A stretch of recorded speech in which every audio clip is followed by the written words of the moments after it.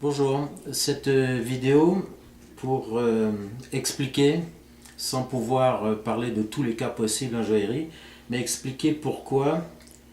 le sertissage, principalement des diamants, mais des pierres de couleur aussi, dans des pierres disons petites, c'est principalement la fraise flamme qui devrait servir et non pas la fraise boule. La fraise boule, même si on la voit beaucoup dans les vidéos amateurs, y compris de ceux qui passent pour professionnels parce qu'ils sont suréquipés de matériel qui tourne dans tous les sens et de microscopes et autres, la fraise boule, à mon avis, c'est une grave erreur. Et je vais expliquer pourquoi. Il y a de bonnes raisons. Et comme je vous dis, je ne peux pas raconter tous les cas de figure possibles et imaginables en joaillerie, mais avec quelques croquis, je vais essayer d'expliquer mes arguments. Donc, voici les arguments. Alors, une fraise flamme, c'est une fraise qui a un diamètre et la bordure du diamètre diminue lentement. La bordure d'une fraise boule, vu que c'est une sphère, eh bien, à partir de son diamètre le plus grand, la courbe ici étant circulaire, elle diminue rapidement. Lorsqu'on fraise avec une fraise boule, on crée un creux qui est une demi-sphère si on veut, et lorsqu'on fraise avec une fraise flamme, on fraise un puits droit, ici aussi, mais on fraise un puits droit avec ici une courbe qui descend lentement et qui diminue lentement.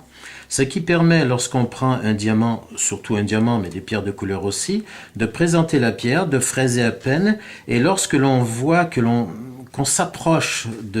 du bon niveau que l'on veut obtenir, eh bien, il va suffire de mettre une légère pression sur la pierre pour que ici, à cet endroit, à ce point de contact, le diamant étant très dur, les pierres de couleur saphir rubis aussi, eh bien, on peut se permettre de pousser un peu pour que la pierre vienne s'ancrer sur une bordure qui diminue extrêmement lentement, ce qui permet de l'ajuster et de la bloquer parfaitement. Ce qui n'est pas possible avec une fraise boule, parce qu'avec une fraise boule, lorsque le niveau est atteint, eh bien, si vous appuyez sur la pierre, elle va tout simplement glisser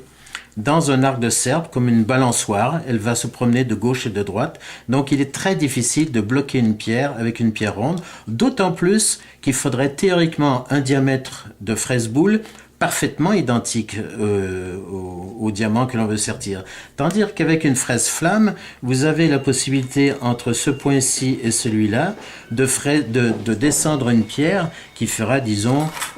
quelques dixièmes de millimètre en plus ou en moins. Donc vous pourriez, par exemple, avec une fraise de 3 mm, sertir une pierre de 2 mm 9 et arriver à la bloquer parce que on va se servir de cette zone ici et non pas de la zone extérieure qui fera pile 3 mm.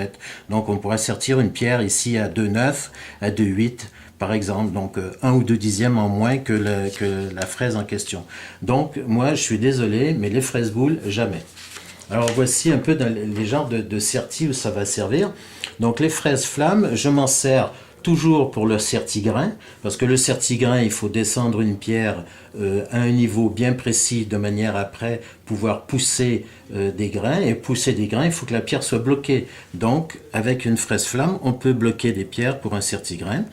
En serti-clos, je me sers de la fraise flamme surtout pour de petites pierres, parce que lorsque les pierres font, disons, plus de 4 mm, je vais plutôt ouvrir en fraisant avec une fraise fissure à l'intérieur, et ensuite fraiser avec d'autres fraises pour casser l'angle et descendre la pierre. Donc en serti-clos, de petites pierres, fraise flamme, ça permet de faire justement de descendre la pierre et de la bloquer parfaitement avant de sertir. Et dans le serti-masse, même chose, on peut pour les petites pierres les descendre et les bloquer pour ensuite pouvoir pousser avec une masse ici sur le bord du métal de manière à écraser le métal ici. Donc ça c'est les cas pour les fraises flammes. Pour le certigriffe et pour certibride, le certigriffe, je vais me servir de ce genre de fraise à 90 degrés, toujours pour les petites pierres, parce qu'une très grosse pierre, on va plutôt ajuster à l'échoppe, et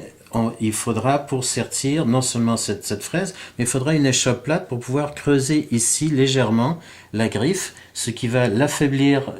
suffisamment pour pouvoir la plier et se retrouver avec quelque chose comme ceci une fois finale. Parce qu'une griffe, c'est un levier que l'on rabat. Et une fois qu'il est rabattu et qu'on a bien poussé dessus, cette petite zone ici de quelques dixièmes, on peut la limer parfaitement,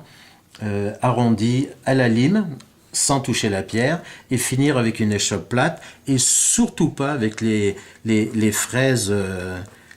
creuses qui sont des horreurs qui bien souvent massacrent le bord de la griffe. Très souvent, je vois des griffes sur vidéo, l'arrière de la griffe, le dos de la griffe est bouffé par la fraise, et on voit très bien que l'artisan a utilisé une fraise demi-boule, et c'est catastrophe. Donc, en serti-griffe, une fraise comme celle-ci, une fraise à 90 degrés, et une échoppe plate pour faire à la fois creuser l'intérieur de la griffe et à la fois faire la finition autour de la griffe.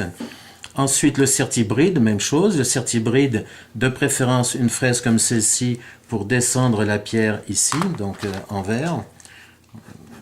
pour que la pierre puisse descendre ici, et de manière à ce que la pierre soit bien à plat et posée de toute façon, elle repose, on n'a pas besoin de la bloquer. Ce qui va bloquer, c'est la bride qui est soudée de gauche à droite. Alors les fraises boules, bien sûr, elles existent, il ne s'agit pas de nier leur utilité, mais les fraises boules, je m'en sers principalement lorsque je veux sertir des pierres qui ont des angles à 90 degrés ou des pointes comme une poire, parce que ce sont des parties extrêmement fragiles, donc on n'a pas intérêt, lorsque l'on sertit une pierre carrée ou une pierre poire, à ce que la pointe soit bloquée dans un coin et puisse recevoir une pression qui éventuellement pourrait casser la pierre. Donc avec une fraise boule, vraiment quelque chose d'extrêmement petit, on peut fraiser ici l'intérieur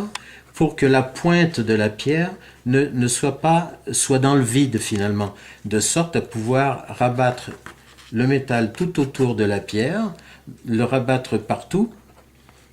avec aucun danger pour le coin de la pierre. Évidemment, je ne fais ça que dans le coin ici, je ne fais pas ça partout, je fais ça que dans le coin. Donc je sais que la pointe la pointe de la pierre, enfin l'angle de la pierre, sera dans le vide et donc ne sera pas abîmé, enfin il n'y aura pas de pression particulière, y compris si je devais sertir une poire avec une griffe en forme un peu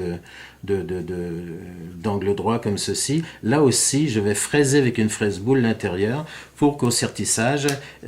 la pointe de la pierre soit dans le vide, mais vraiment dans le vide, de manière à ce que finalement je fasse comme un petit serticlos de droite et de gauche et avoir la certitude que la pointe de la pierre ne serait pas abîmée.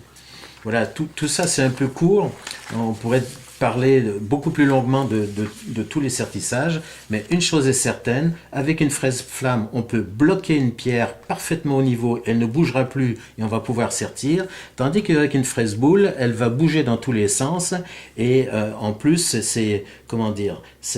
y a un problème entre le diamètre de la fraise boule et des diamants, parce qu'il faudrait théoriquement des pierres parfaitement identiques. Alors je peux comprendre que ceux qui sertissent des quantités de pierres synthétiques s'amusent à ce genre de choses, parce que l'industrie leur fournit des pierres toutes identiques, mais ça je trouve que c'est pas de la joaillerie très sérieuse. Donc je peux vous assurer que Place Vendôme, les grands ateliers parisiens, utilisent la fraise flamme et non pas la fraise boule pour sertir. Et d'autant plus que en joaillerie sérieuse, on fait des mises à jour, et en joaillerie amateur, je dirais, on fait des trous et on se fout un peu de ce qu'il y a en dessous. Ça, je trouve ça un peu triste. Voilà, donc vive les fraises flammes, et puis à bientôt pour une autre vidéo.